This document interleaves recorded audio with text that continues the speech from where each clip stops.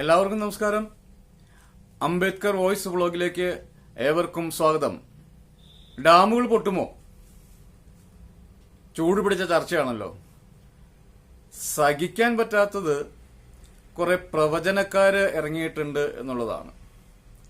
കുറെ ജ്യോതിഷികളും കുറെ ധ്യാന പ്രവചനക്കാരും ഒക്കെ ആയിട്ട് കൊടുമ്പിരി കൊണ്ടിരിക്കുകയാണ്. അതെന്താണ്? മുല്ലപ്പെരിയാറിന്റെ കാര്യത്തിൽ മാത്രമാണ് ഈ ഒരു ആശങ്ക എല്ലാവരും പങ്കുവെക്കുന്നത്. രാഷ്ട്രീയക്കാരാകട്ടെ, ഗവൺമെന്റ് ആകട്ടെ, ഇതര സംഘടനകൾ ആകട്ടെ, എല്ലാവരും മുല്ലപ്പെരിയാർ മുല്ലപ്പെരിയാർ മുല്ലപ്പെരിയാർ മുല്ലപ്പെരിയാറിലാണ് എല്ലാവർക്കും ആശങ്ക. മുല്ലപ്പെരിയാർ പൊട്ടുമോ? ഇതാണ് ചർച്ച. അതിന്റെ പൊട്ടുമോ ഇല്ലയോ എന്നുള്ളത് അല്ല ഞാൻ ഇന്നിവിടെ പറയാൻ ഉദ്ദേശിച്ചിട്ടുള്ള കാര്യം. മുല്ലപ്പെരിയാർ പൊട്ടാം, പൊട്ടാതെയും ഇരിക്കാം. രണ്ട് അഭിപ്രായങ്ങളും നമ്മൾ ഇവിടെ സജീവമായിട്ട് ചർച്ച ചെയ്യുന്നുണ്ട്, നമ്മളതൊക്കെ കേൾക്കുന്നുണ്ട്. ഒരു ഗ്രാവിറ്റി ഡാം ആയതുകൊണ്ട് മുല്ലപ്പെരിയാർ പൊട്ടാനുള്ള സാധ്യത വളരെ കുറവാണ് എന്ന് പറയുന്ന അല്ലെങ്കിൽ സാങ്കേതിക വിദഗ്ധരുടെ എല്ലാം അഭിപ്രായം അതുതന്നെയാണ്. പക്ഷെ നാട്ടുകാരുടെയും ചില സംഘടനകളുടെയും ഒക്കെ അഭിപ്രായം മുല്ലപ്പെരിയാർ ഇന്ന് പൊട്ടും അല്ലെങ്കിൽ നാളെ പൊട്ടും, പ്രവചനക്കാർ പറയുന്ന പോലെ 90 ദിവസത്തിനുള്ളിൽ പൊട്ടും എന്നൊക്കെയാണ്. അപ്പോൾ എന്തായാലും സാങ്കേതിക വിദഗ്ധർ പറയുന്ന കാര്യങ്ങളിൽ കൂടുതൽ വിശ്വാസം അർപ്പിക്കുന്നതായിരിക്കും ബുദ്ധിക്കും യുക്തിക്കും ഒക്കെ യോജിക്കുന്നത് എന്ന് എനിക്ക് തോന്നുന്നു. കാരണം ഈ ഗ്രാവിറ്റി ഡാമിന്റെ നിർമ്മിതി ഒന്ന് വേറെയാണ്. ആ നിർമ്മിതിയെക്കുറിച്ചൊക്കെ കേരളീയർക്ക് മുഴുവൻ അറിയാം. അതിന്റെ ഒരു അർദ്ധ പിരമിഡിയൻ രൂപത്തിലാണ് ഈ ഡാമിന്റെ സ്ട്രക്ചർ വാർത്തിട്ടുള്ളത്. അത് മുഴുവൻ കരിങ്കല്ലും സുർക്കിയും കൊണ്ട് കരിങ്കൽ പാകി അതിന്റെ ഇടയിൽ സുർക്കി നിറച്ച് കനപ്പെടുത്തിയിരിക്കുന്നു. കാരണം ഗ്രാവിറ്റി ഡാം നമുക്കറിയാം, ഗ്രാവിറ്റി ഡാമിന്റെ ബലം എന്ന് പറയുന്നത് അതിന്റെ വെയിറ്റ് ആണ്. ആ വെയിറ്റ് കൊണ്ടാണ് ഈ ഡാമിലെ ആ വെള്ളത്തെ താങ്ങി നിർത്തുന്നത്. അതാണ് ഗ്രാവിറ്റി ഡാമുകളും മറ്റു ഡാമുകളും തമ്മിലുള്ള വ്യത്യാസം. ഇതൊക്കെ ചർച്ച ചെയ്യുന്നതാണ്, എല്ലാവർക്കും അറിയാവുന്ന കാര്യങ്ങളാണ്. കാരണം ഇതൊക്കെ സജീവമായിട്ട് ചർച്ച ചെയ്യുന്നതാണ്. അപ്പോൾ അത് കൂടാതെ ഇതിന് ബലക്ഷയമുണ്ട് എന്ന് വിദഗ്ധ സമിതി കണ്ടെത്തിയ സമയത്ത് അതിന് ബലപ്പെടുത്തുക 2-3 പ്രാവശ്യം അത് ബലപ്പെടുത്തിയിട്ടുണ്ട് എന്നുള്ളതും ഒരു യാഥാർത്ഥ്യമാണ്. അത് ചെറിയ രീതിയിലല്ല ബലപ്പെടുത്തിയിട്ടുള്ളത്, വളരെ സ്ട്രെങ്തനായിട്ടുള്ള രീതിയിൽ തന്നെ അത് ബലപ്പെടുത്തിയിട്ടുമുണ്ട്. അപ്പം അതുകൊണ്ടാണ് സുപ്രീം കോടതി അടക്കം നമ്മളുടെ KT തോമസ് ജഡ്ജി സാറ് ഉൾപ്പെടെ അന്ന് കേരളത്തിന്റെ നിലപാടുകളോട് യോജിക്കാതിരുന്നതിന്റെ കാരണവും അതൊക്കെ തന്നെയാണ്. അല്ലാതെ അതിനകത്ത് വേറെ സ്വാർത്ഥ താല്പര്യങ്ങൾ ഉണ്ട് എന്ന് വിലയിരുത്താൻ വയ്യ. കാരണം സാങ്കേതിക വിദഗ്ധരുടെ അഭിപ്രായ പ്രകാരം അത് ബലപ്പെടുത്തി ഇനിയും ആ ഡാം കാലാകാലങ്ങളോളം നിലനിൽക്കും. പിന്നെ എന്താണ് ആശങ്ക? ഏതൊരു മനുഷ്യ നിർമ്മിതിയും അതൊരു കാലഘട്ടം കഴിഞ്ഞു കഴിഞ്ഞാൽ തകർന്നേ പറ്റൂ, തകർന്നു പോകും. അല്ലെങ്കിൽ അത് ഡീകമ്മീഷൻ ചെയ്യണം, പൊളിച്ച് പണിയേണ്ടി വരും. ഇപ്പോൾ സിമെന്റ് കൊണ്ടുള്ള നിർമ്മിതിക്ക് എത്രയാണ് ആയുസ്? 50 വർഷമാണ്. സിമെന്റിന്റെ പവർ നിലനിൽക്കുക 50 വർഷമാണ്. 50 വർഷം കഴിയുമ്പോൾ സിമെന്റ് കൊണ്ട് നിർമ്മിച്ച ഏതൊരു നിർമ്മിതിയും പൊളിച്ച് പണിയണം എന്നുള്ളതാണ്. ഇതിനിടയിൽ ആരോ പറയുന്നത് കേട്ടു, ഈ മുല്ലപ്പെരിയാറിന്റെ പണിയിൽ ഏർപ്പെട്ടിരുന്ന ഒരു എഞ്ചിനീയർ 50 വർഷത്തെ ഗ്യാരണ്ടിയാണ് മുല്ലപ്പെരിയാറിന് പറഞ്ഞിരുന്നത് എന്ന് കേട്ടു. അപ്പൊ എന്തായാലും അയാളുടെ അന്ന് ഈ 50 വർഷത്തെ ഒരു ഗ്രാവിറ്റി ഡാമിന് 50 വർഷത്തെ കാലാവധി എന്ന് പ്രവചിക്കാൻ അല്ലെങ്കിൽ പറയാൻ പറ്റുന്ന, അത് മനസ്സിലാക്കാൻ പറ്റുന്ന എന്ത് സാങ്കേതിക വിദ്യയാണെന്ന് നിലവിലുണ്ടായിരുന്നത് എന്നറിഞ്ഞുകൂടാ. വെറുതെ പറയാൻ പറ്റത്തില്ലല്ലോ. അപ്പൊ അങ്ങനെ എന്തെങ്കിലും സാങ്കേതിക വിദ്യ ഈ ഡാം, ഗ്രാവിറ്റി ഡാം ഇത്ര കാലം കഴിയുമ്പോൾ പൊളിച്ചു പണിയണം എന്ന് പറയാൻ പറ്റുന്ന, തെളിവ് കൊടുക്കാൻ പറ്റുന്ന ഒരു സാങ്കേതിക വിദ്യ അന്ന് ഉണ്ടായിരുന്നതായിട്ട് അറിയില്ല. എന്തുകൊണ്ടാണ് അദ്ദേഹം അത് പറഞ്ഞതെന്ന് അറിയില്ല. പക്ഷെ 50 വർഷത്തെ ഗ്യാരണ്ടി പറഞ്ഞ ആ ഗ്രാവിറ്റി ഡാം, മുല്ലപ്പെരിയാർ ഡാം ഏതാണ്ട് 127 വർഷം പിന്നിടുകയാണ്. 127 വർഷം പിന്നിടുകയാണ്. ഈ 50 വർഷത്തെ ഗ്യാരണ്ടി പറഞ്ഞിരുന്ന മുല്ലപ്പെരിയാറിന് ഈ 999 വർഷത്തെ ഈ പാട്ടക്കരാർ ഇട്ടതിന്റെ യുക്തി എന്താണെന്ന് ഇപ്പോഴും ചിന്തിച്ചിട്ട് മനസ്സിലാകുന്നില്ല. അപ്പൊ ഇതിനകത്തൊക്കെ തുടക്കം മുതലേ ആകെ കൂടി പ്രശ്നങ്ങളൊക്കെ ഉണ്ട്. ഇപ്പോ ചില കോണുകളിൽ നിന്ന് പ്രത്യേകിച്ച് ഇടത് വലത് ഭരണകൂടങ്ങൾ പറയുന്നത് ഡീകമ്മീഷൻ ചെയ്യണം, അതായത് പുതിയ ഡാം നിർമ്മിക്കണം എന്നുള്ളതാണ്. പുതിയ ഡാം നിർമ്മിക്കണം എന്നുള്ള വാദത്തോട് യോജിക്കാൻ കഴിയുന്ന കാര്യമല്ല. കാരണം ഇനി പുതിയ ഡാം പണിയണമെങ്കിൽ എവിടെ പണിയണം? അതിനൊരു സ്ഥലം നമ്മൾ കണ്ടെത്തണം. അത് ഈ ഡാമിന്റെ വൃഷ്ടിപ്രദേശത്ത് എവിടെയെങ്കിലുമാണ് കണ്ടെത്താൻ പറ്റത്തുള്ളൂ. അപ്പോൾ അങ്ങനെ അതിന്റെ സർവേ ഒക്കെ നടത്തി അതിനൊരു സ്ഥലം കണ്ടെത്തി ഇതിന്റെ പണി തുടങ്ങി പണി പൂർത്തീകരിച്ച് വരുമ്പോഴത്തേക്കും എങ്ങനെ വന്നാലും 10, 20, 25 വർഷം എടുക്കും. അപ്പൊ ഈ 25 വർഷത്തിനിടയിൽ ഈ മുല്ലപ്പെരിയാർ ഡാം തള്ളിപ്പോരില്ല, പൊട്ടില്ല എന്ന ഉറപ്പ് ആർക്കെങ്കിലും ഉണ്ടോ? ആ ഉറപ്പ് ഉണ്ടായിട്ടായിരിക്കണമല്ലോ ഒരു പുതിയ ഡാം പണിയണം എന്ന് ഇവർ പറയുന്നത്. പുതിയ ഡാം പണിതുകൊണ്ടിരിക്കുന്ന സമയത്ത് ഇത് പൊട്ടിപ്പോന്നു കഴിഞ്ഞാൽ എന്ത് ചെയ്യും? അപ്പൊ എങ്ങനെ വന്നാലും ചുരുങ്ങിയത് 20 വർഷമെങ്കിലും വേണ്ടി വരും ആ ഒരു പുതിയ ഡാം പണി പൂർത്തീകരിക്കാൻ വേണ്ടിയിട്ട്. ഏറ്റവും ചുരുങ്ങിയത് 20 വർഷമെങ്കിലും വേണ്ടി വരും. അപ്പൊ ഈ 20 വർഷം ഇത് നിൽക്കും എന്നാണല്ലോ അതിന്റെ അർത്ഥം. ഈ 20 വർഷം വരെ ആശങ്കയ്ക്ക് വകയില്ല എന്നല്ലേ അതിന്റെ അർത്ഥം. ഇനി ഈ 20 വർഷം കൊണ്ട് പണിയാൻ പോകുന്ന ഡാം ഗ്രാവിറ്റി ഡാം അല്ലല്ലോ. ഗ്രാവിറ്റി ഡാം അല്ല. അത് സിമെന്റും കമ്പിയും മണലും ഒക്കെ ഉപയോഗിച്ചിട്ട് നമ്മളുടെ സിസ്റ്റം അനുസരിച്ച്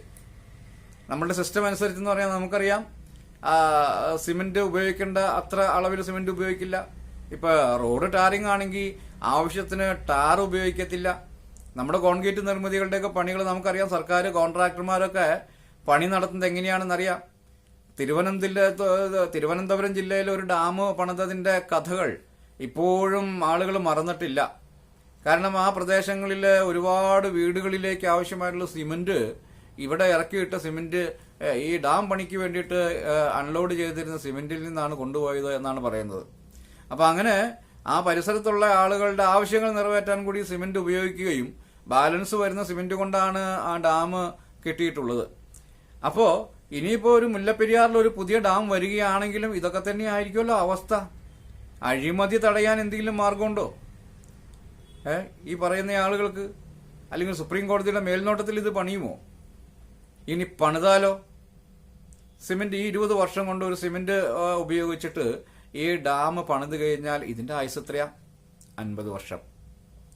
50 വർഷം സിമെന്റിന്റെ കപ്പാസിറ്റി 50 വർഷം കഴിയുമ്പോൾ തീരും. അപ്പൊ വീണ്ടും എന്താണ്?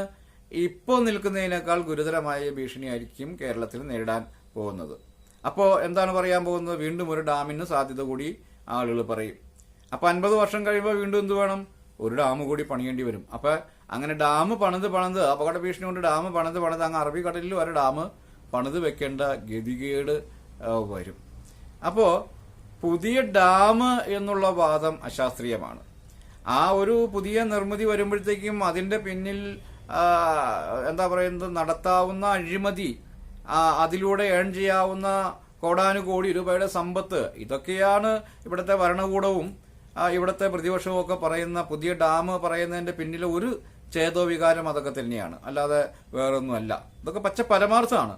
ഇത് ജനങ്ങൾ എത്രമാത്രം വിശ്വസിക്കുന്നു എന്ന് നമുക്ക് പറയാൻ പറ്റത്തില്ല.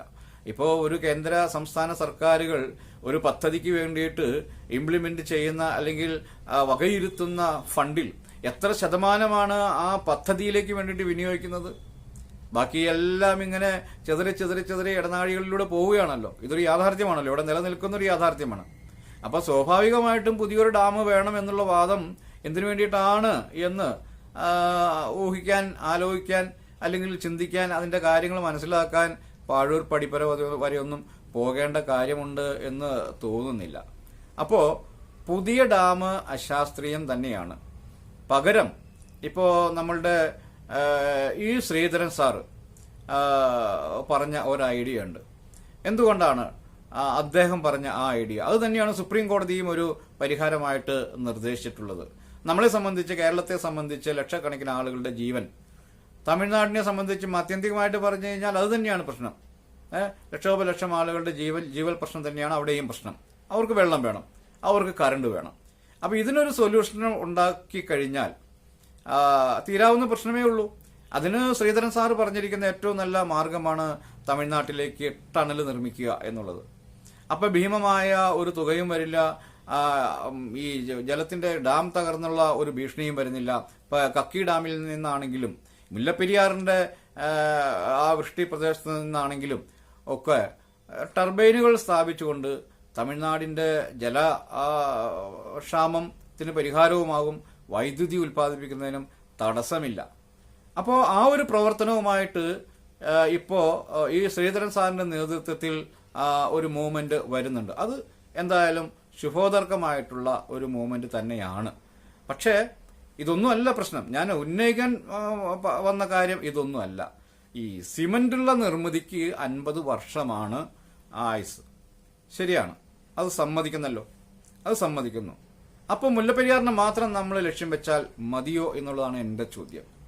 കേരളത്തിലാകമാനം 81ഓളം ഡാമുകളുണ്ട് എന്നാണ് കണക്ക്. 81ഓളം ഡാമുകളുണ്ട്. അതില് 26 ഡാമുകൾ 50 വർഷം പിന്നിട്ട ഡാമുകളാണ്.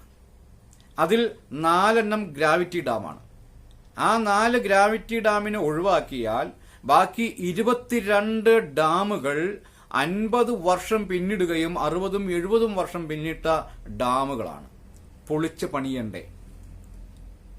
ഈ 22 ഡാമുകൾ അപകടഭീതിയിലാണിപ്പോ. എന്തുകൊണ്ടാണ് ആളുകൾ അത് ശ്രദ്ധിക്കാത്തത്?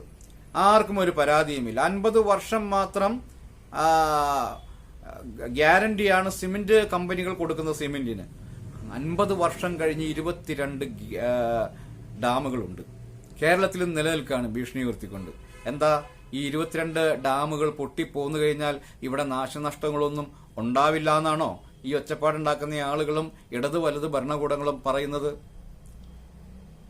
എന്തൊരു വിചിത്രമായ വാദഗതികളാണ് നമ്മളുടെ നാട്ടിൽ ഈ ഭരണകൂടങ്ങൾ, ഈ രാഷ്ട്രീയ പാർട്ടികൾ നടത്തിക്കൊണ്ടിരിക്കുന്നത് എന്ന് ആലോചിക്കുമ്പോൾ അത്ഭുതം തോന്നുന്നുണ്ട്.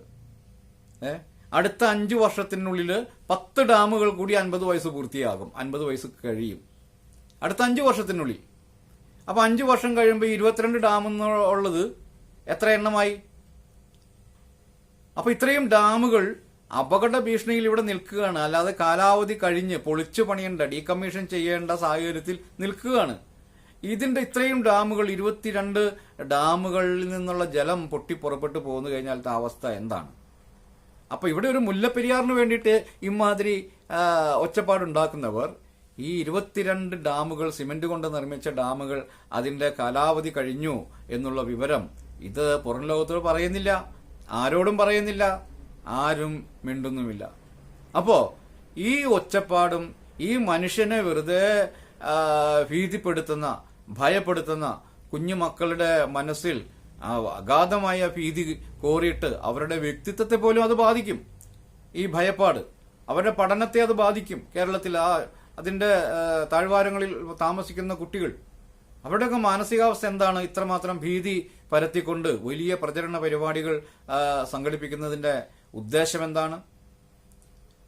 അപ്പോ ഇത് നല്ല രീതിയിൽ, നല്ല ഉദ്ദേശത്തോടെ അല്ല ഇതിന്റെ വാദപ്രതിവാദങ്ങൾ നടക്കുന്നത് എന്ന് വേണം മനസ്സിലാക്കാൻ. ഇപ്പോഴാണ് അതിൽ ആശ്വാസകരമായിട്ടുള്ള ഒരു നടപടി വരുന്നത്. അത് ഈ ശ്രീധരൻ സാറിന്റെ നേതൃത്വത്തിലുള്ള ആ ഒരു മൂവ്മെന്റാണ്.